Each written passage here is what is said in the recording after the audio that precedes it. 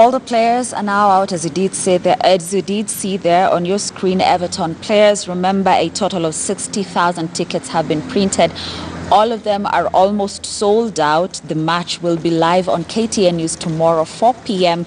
Of course, that is Everton and Kariobangi Sharks. They will be facing each other for the first time.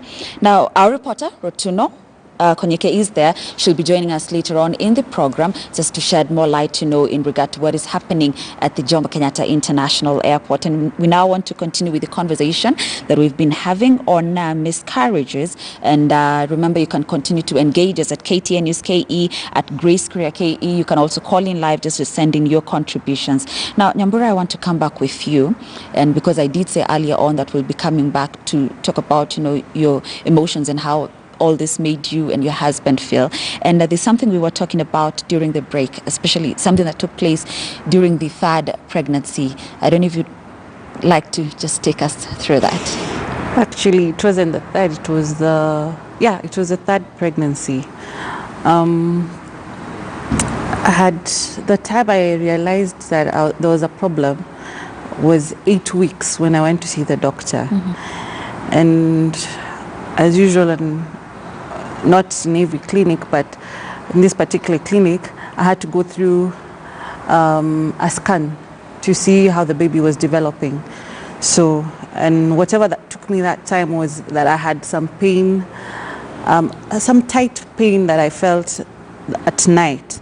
And so in the morning I went to see the doctor, and the doctor told me, I think the best thing is that we can do is to check how the baby is developing and doing.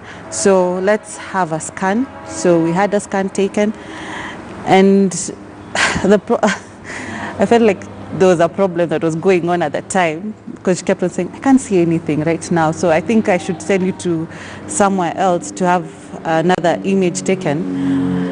And she sent me to a different place, and they saw that the baby had passed on like 2 weeks before the day that I had gone. Mm-hmm. So it was for me it was really difficult, because even the time that I had gone to see the doctor was about in the evening. And she told me, the best thing I can do right now is I would rather take you to, I need to see you tomorrow morning. I'll give you some medication. Go, have a sleep, and just rest, and come back tomorrow morning. Then we'll have the baby, we'll remove the baby. And it was a bit difficult, because I'm going home now knowing that you're carrying like a dead fetus. Mm-hmm. in you. It was really disturbing. Mm-hmm. And I remember I think I went alone. Then when I actually decided I want to spend the night at my house, but I would spend the night at my mom's place. Mm-hmm. So I spent the night at my mom's, and I explained to her, and it was really difficult. Even sleeping. I remember that night I slept crying, because it was painful. And even for that, even the process, it wasn't an easy journey. That day was not easy. Yeah. Mm-hmm. Yeah. Nyambura, you're lucky to have had, a supportive family. Yeah. Your mother actually being a counselor. But is there probably something someone ever said, or just a comment that someone would have made? They don't mean it, in bad light, but it didn't rub you off well. There are many. There are many. I've had several. There are those that have been told, did anyone say anything bad to you before you got married? Or has anyone done anything? Or have you done anything to someone? And I remember there was one. That one was interesting. Mm. Did you finish paying your?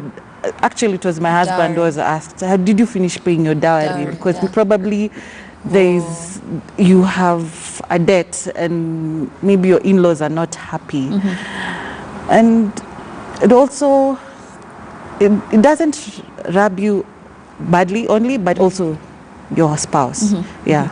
We'll be talking about your spouse. Yeah. Okay. Yeah. But I understand we have Silvana from Baringo.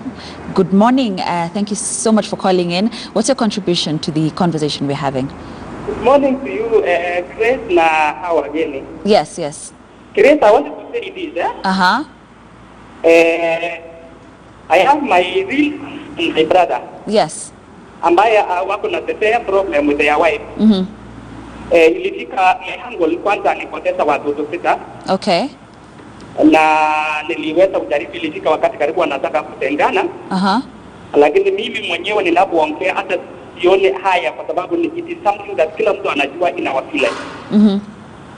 Niliweza kuongelesha the family ya msichana na family yetu. Mm-hmm. Na mwishowe tuliweza kufanikiwa tukawa na mtoto mmoja. Mm-hmm. As I speak now, aliweza kushika watoto mapacha 2. Mm-hmm. Na watoto wawili ale mmoja. Mm-hmm. Hello? Yes, yes. So, ninataka ni my point is this. Uh-huh. Nataka nimwambie huyu dada wetu asi lose hope. Mm-hmm. Kwa sababu kama mchomba yangu aliweza kuwatesa watoto 6. Mm-hmm. Na tulijaribu na mwisho tukaweza kufanikiwa. Just here Kabarnet mtoto alipona na kijana anaendelea, anaitwa Rirmoi Kale. Uh-huh.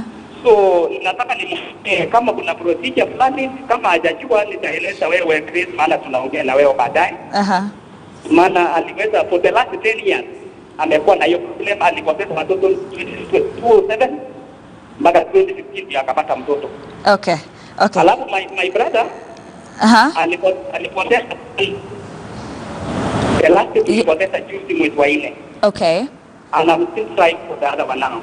Sawa. Shukran sana, asante sana, but there's a part you haven't told us, Nyambura. We'll be coming to that, right? Okay, so we need to take a break in a few, but I need you to just carry on with the point you were raising.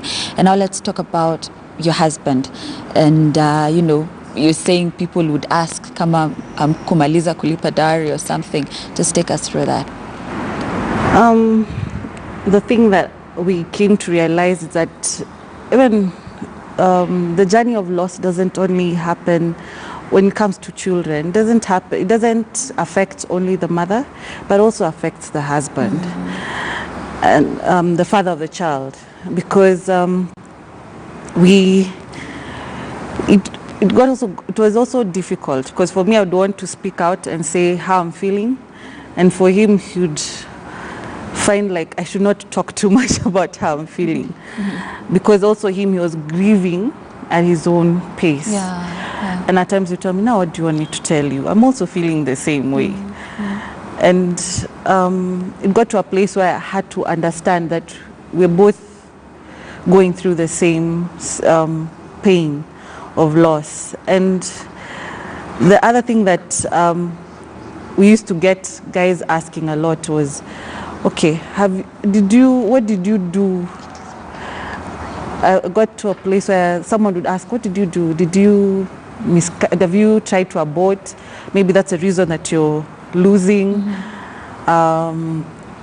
What are you not eating well?